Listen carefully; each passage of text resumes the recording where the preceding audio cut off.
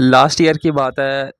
Last year मई महीने का time था। 1 साल पहले की बात है, मई 2025 की। मेरे ऑफिस में थोड़ा फ्री टाइम था मुझे, तो मैंने सोचा एक सोलो ट्रिप लगा के आते हैं। मेरा प्लान था बीर बिलिंग जाने का। तो बीर बिलिंग पहले भी मैं जा चुका था, लेकिन मुझे ऐसा था दोबारा जाऊंगा, इस बार गाड़ी पे जाऊंगा, अपनी कार लेके जाऊंगा अकेला। तो मेरा बहुत मन था पहाड़ों में खुद कार चलाने का। तो मैंने कार की पूरी तैयारी कर ली, कार साफ़ सुफ करके एकदम सुबह निकल गया यहाँ से। और शाम तक मैं बीर बिलिंग पहुँच गया।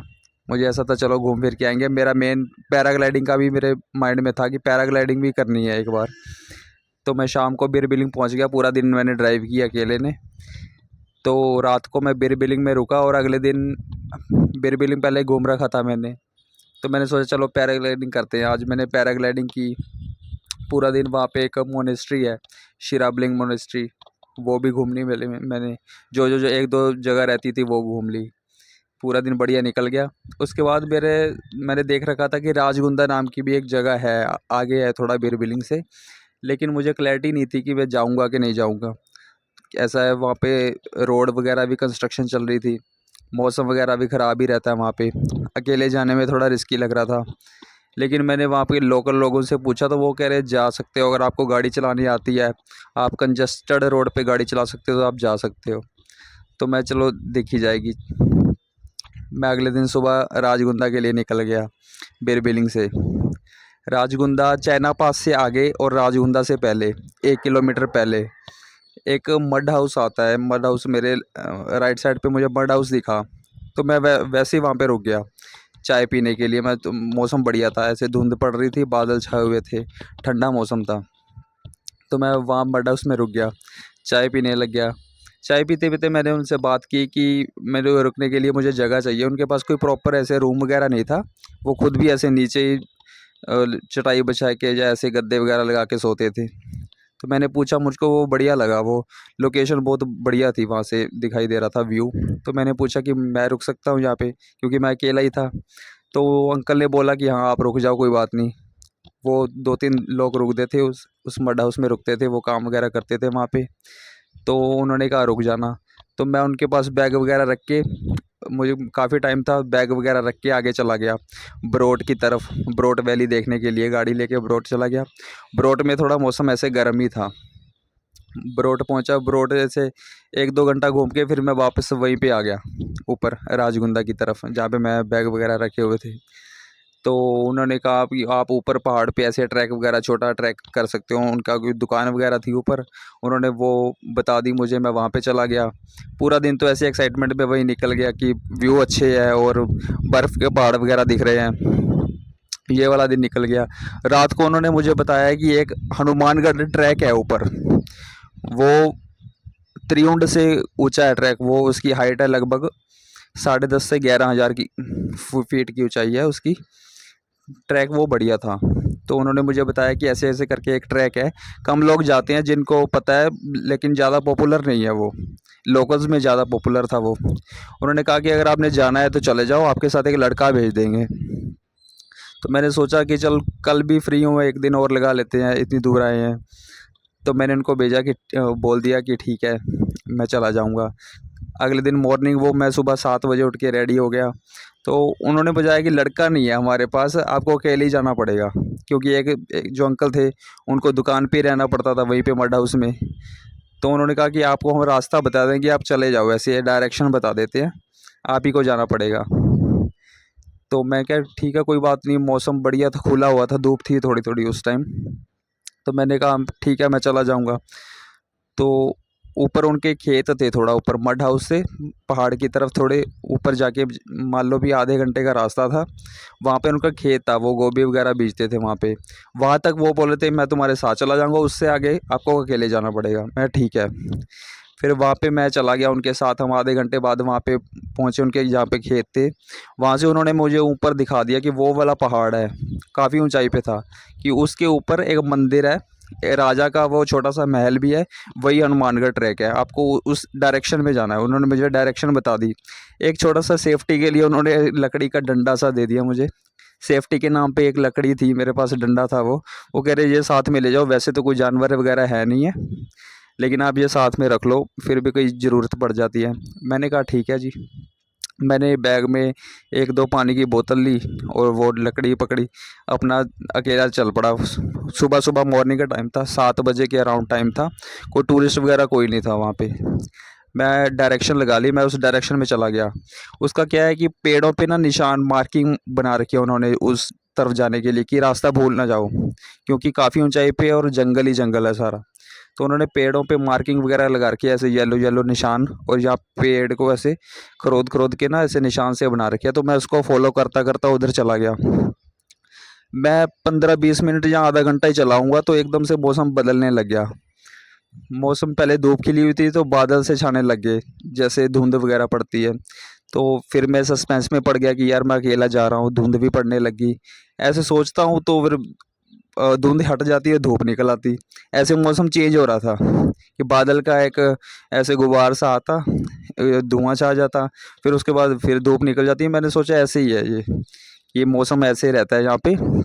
जैसे पहाड़ों में फिर भी 11-12 बजे के आसपास मौसम ख़राब होना शुरू हो जाता है, मतलब बादल छाने लग जाते हैं। वो 8-9 बजे के अराउंड होने लग गया था। तो मैंने उसको इग्नोर कर दिया, मैं कोई बात नहीं, बढ़िया है। मैं ऐसे इंजॉय करता करता अपना चला गया उस तरफ। तो मैं 1 घंटे के अराउंड चलाऊँगा तो वहाँ पे ना मुझे एक बकरियों का वो, बकरियों को ऊपर लेके जाती है बड़ा बंगाल की तरफ, बकरियों को चराने वाले जो होते हैं, वो मुझे मिल गए। वहाँ पे 2 लोग थे, वो उनके पास बकरियाँ थी, 100-150 के अराउंड बकरियाँ और भेड़ें थी वगैरह थी। वो अपनी झोंपड़ी बनाकर उधर रुके हुए थे। तो मुझे देख के थोड़ा ऐसा लगा, चलो कोई तो है। वो ट्रैक अभी भी काफ़ी दूर था। मैं उनके पास 2 मिनट बैठा, साँस वगैरह लिया, 2-4 बातें की, पानी वगैरह पिया। तो उन्होंने बता दिया कि आप इस तरफ चले जाओ। जो रूट मैं फ़ॉलो कर रहा था ट्रैक का, जो मार्किंग वगैरह फ़ॉलो कर रहा था, उन्होंने कहा यहाँ से तो आपको दूर पड़ेगा। उन्होंने मुझे शॉर्टकट बताया, एक ऐसे पत्थर का एक इशारा कर दिया कि वो बड़ा पत्थर पड़ा है ना, आप उसकी तरफ से चले जाओ, अब वो नज़दीक पड़ेगा आपको। अब वो तो लोकल थे यार, उनको तो पत्थर वगैरह याद रह जाते हैं, हमारे लिए तो सारे पत्थर एक जैसे ही हैं। वहाँ तो मैं मान गया उनकी बात, क्योंकि धूप थोड़ी निकली हुई थी, क्लैरिटी दिख रहा था सारा। मैंने वो वाला रास्ता छोड़ दिया जो मार्किंग वगैरह था वाला था, रास्ता मार्किंग की हुई थी, लेकिन मैं पत्थर वाले की तरफ हो गया। चलो मैं, बड़ा पत्थर पड़ा है यहाँ से शॉर्टकट ले लूँगा, मैं वो काफ़ी ऊपर दिखाई दे रहा था, उसकी तरफ मैं चलने लग गया, काफ़ी दूर आ गया, तब है कि फिर वही हाल हो गया मौसम का। तो धुंध वगैरह पड़ने लगी, वो पत्थर मेरे से मिस हो गया। अब अब तो मैं घबराने लग गया थोड़ा थोड़ा कि यार मैंने रास्ता भी मेन वाला छोड़ दिया, कोई है भी नहीं वहाँ पे, मोबाइल का नेटवर्क भी नहीं आ रहा था। तो वो पत्थर मेरे से मिस हो गया। फिर मैं चलता गया, थोड़ी थोड़ी बारिश होने लगी। ऐसे जो थोड़ी थोड़ी बारिश थी, वो बूंदें वगैरह पड़ रही थी, लेकिन उससे जो पत्ते गिरे हुए थे ना, वो गीले हुए थे नीचे, तो पैर वो स्लिप कर रहा था। तो क्योंकि वो जो बढ़िया रास्ता था मार्किंग वाला, उस पे तो ऐसे पत्थर चिने हुए थे सीढ़ियों की तरह, लेकिन इस वाले रास्ते पे कुछ नहीं था। ये तो ऐसे था कि जहाँ पे पैर टिक गया, पैर टिकाना पड़ता था, ज़्यादा से ज़्यादा डंडे का सहारा था और कुछ नहीं था। क्योंकि ज़्यादा पहाड़ों के ज़्यादा ऊपर जो चले जाते हैं तो वेजिटेशन भी होती नहीं है, ऑक्सीजन की कमी से की वजह से। तो आपको वैसे ऐसे पेड़ वगैरह को हाथ लगाने को आपको सहारा कुछ नहीं मिलेगा, आपको वैसे पत्थर पे ही पैर पैर रख के जाना पड़ता है। तो मैं चलने लग गया। तो एक पॉइंट पे आके तो मैं स्टक हो गया, बिल्कुल मैं खड़ा हो गया कि मुझे अभी कुछ नहीं पता लग रहा था, मैं किधर जाना किधर नहीं जाना। तो मैं एकदम से घबरा गया, लेकिन कोई नहीं था मेरे पास, कोई नेटवर्क नहीं था, कोई बुलाने वाला बंदा नहीं था वहाँ। तो ऐसे चीख लगाओगे आप, आवाज़ लगाओगे तो भी किसी को सुनाई नहीं देगी, वो तो इतना दूर दराड़ पहाड़ों में था। तो मैं एकदम तो वैसे खड़ा रहा, क्योंकि बैठने की जगह नहीं थी वहाँ पे, बस पैर जहाँ पे टिके हुए हैं वहीं पे टिके हुए हैं। तो पहले तो मैंने अपने खुद को रिलैक्स किया थोड़ा, क्योंकि मैं मेडिटेशन वगैरह उस टाइम पे करता था, तो मुझे ऐसे था कि माइंड को रिलैक्स करना बहुत ज़रूरी है। ऐसे एकदम से सोचता रहो फिर तो काम ख़राब हो जाएगा, क्योंकि खाई बहुत गहरी थी। तो मैं ऐसे बस कैसे कैसे खड़ा था वहाँ पे। तो मैंने खुद को पहले रिलैक्स किया, 2 मिनट वहीं पे खड़ा रहा। मैंने सोचा कि क्या किया जा सकता है, क्या किया जा सकता है। फिर मुझे थोड़ा थोड़ा दिमाग काम किया, मेरे लगा कि मुझे डायरेक्शन तो पता है कि मैंने किस तरफ जाना है। तो मेरे मोबाइल में नेटवर्क नहीं है, लेकिन कंपास तो होता है। लेकिन ऐसे घबराहट में ना दिमाग भी कम यूज़ करना, वो कम होने लग जाता है कि काम नहीं करता, मतलब दिमाग भी ऐसे, जब आप घबरा जाते हो ज़्यादा तो आपका माइंड भी आपको बहाने से देने लग जाता है उल्टे सीधे। मुझे भ्रम होने लग गया कि कंपास मोबाइल में होता है या उसको डाउनलोड करना पड़ता है। मुझे ऐसे कंफर्मेशन नहीं थी कि कंपास मुझे कभी यूज़ तो किया नहीं होता, शहरों में कहाँ ज़रूरत पड़ती है। तो मुझे ऐसा लगा कि नेटवर्क आएगा तभी कंपास डाउनलोड होगा, जो कंपास होता है। तो फिर मुझे ऐसे भी डाउट था कि नहीं यार ये तो मोबाइल में होता ही है। मैंने मोबाइल निकाला और उसमें ढूंढा कहाँ पे है, एप्लीकेशन में सर्च किया तो मुझे मिल गया। फिर मुझे पता लगा कि हाँ ये तो होता है मोबाइल में। तो मैंने कैसे ना कैसे उसको समझा 1-2 मिनट लगा के। फिर अपनी डायरेक्शन मुझे पता चल गई कि मैं इस डायरेक्शन से आया हूँ और मुझे इसमें जाना है, क्योंकि धुंध में कुछ नहीं दिखाई दे रहा था। उसकी वजह से मैं डायरेक्शन पकड़ ली मैंने। फिर थोड़ी थोड़ी हिम्मत जुटा के अपनी जगह बना के पैरों की, फिर मैं दोबारा से उस वहाँ उधर को चलने लग गया। थोड़ा चलता था, फिर एक पैर रखने के लिए जगह चाहिए होती थी, उसको जगह बनाता था मैं डंडे से। ऐसे लकड़ा जो पकड़ी हुई थी लकड़ी, उसके लिए मिट्टी को ऐसे खरोद खरोद कर पैर रखने की जगह बनाता था, जहाँ कोई पत्थर मिल जाता था। एक वहाँ पे क्या था कि मधुमक्खियाँ थी और कोई जानवर वगैरह नहीं था ज़्यादा। मधुमक्खियाँ पता नहीं कहाँ से आ रही थी, मधुमक्खी सी या कोई उसके जैसा ही कुछ और था। वो ना पैरों को काटने के लिए आती थी बार बार जहाँ पे मैं पैर रखता था। शायद उनका वहाँ पे घर होगा, कोई पौधे पौधे में रहते होंगे वो। तो उसको भी मैंने मुझे हटाना था, वो उसी डंडे से मैंने अपने आप को ग्रिप भी बना के रखनी थी, काटे ना वो मधुमक्खी, इसलिए मैंने उसको हटाना भी था। तो बड़ी जद्दोजहद की मैंने वहाँ पे। मान लो भी आधा पौना घंटा तो मैं पूरी अपनी लाइफ के साथ लड़ाई था वहाँ पे अकेला, क्योंकि कुछ भी नहीं था, कोई हेल्प है ही नहीं थी वहाँ पे, पॉसिबल ही नहीं थी। अगर मैं वहाँ पे गुम जाता था, कोई नहीं आ सकता था मुझे बचाने के लिए वहाँ पे।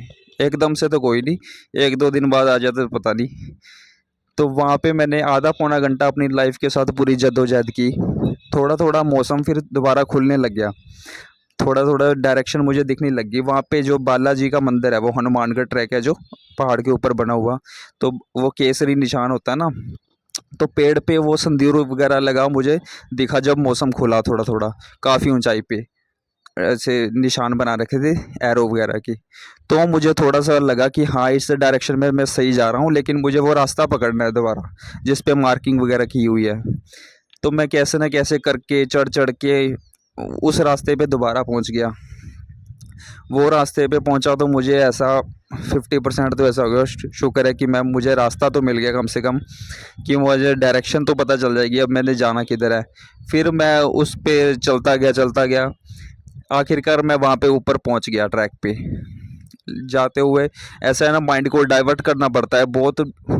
1-2 घंटा मैंने पूरे माइंड पे पूरा इतना काम लिया, तो वहाँ पे कुछ है नहीं था, कोई मोबाइल में नेटवर्क नहीं था कि मैं कुछ वीडियो वगैरह चला लूँ ऐसे मोटिवेशन लेने के लिए, या किसी से बात कर लूँ, कुछ भी नहीं था वहाँ पे। वो नहीं होती मंदिर में, वो बेल होती है जो जिससे पूजा करते हैं हम, टल्ली बोलते हैं, पंडित जी बचाते हैं उसको, वो पड़ी थी ऊपर और कुछ नहीं था। वहाँ पे बालाजी की फ़ोटो पड़ी थी, वो मैं जो ज़ोर ज़ोर से वहाँ पे वो बजाने लग गया कि माइंड थोड़ा डाइवर्ट हो जाता है कि आवाज़ कुछ और तो सुनने को मिले। वहाँ पे बिल्कुल ही सन्नाटा था, कुछ भी नहीं था। 11,000 की ऊंचाई पे क्या ही होगा, 11,000 फुट की ऊंचाई पे कुछ भी नहीं था, कोई पशु पक्षी या कुछ और भी नहीं। तो मैं वो बेल जो ज़ोर ज़ोर से बजाने लग गया, मत्था वगैरह टेका मंदिर में। तो नीचे मुझे जब जा रहा था तब तो ऐसे बताया था कि ऊपर किला है, लेकिन मुझे माइंड में तो ऐसा आता है किला बना होगा, कोई कमरे वगैरह होंगे, सब कुछ होगा। लेकिन मुझे क्या पता था वो 4-5 पत्थर कोई किला बोल रहे हैं, वहाँ पे कुछ भी नहीं था। सिर्फ ऐसे पत्थर वगैरह पड़े थे, ज़्यादा से ज़्यादा 15-20 पत्थर होंगे। आप वीडियो में भी देख सकते हो सर्च करके। कुछ नहीं है, कोई ऐसा मंदिर वगैरह प्रॉपर नहीं बना हुआ, ना कोई सर ढकने के लिए कुछ है।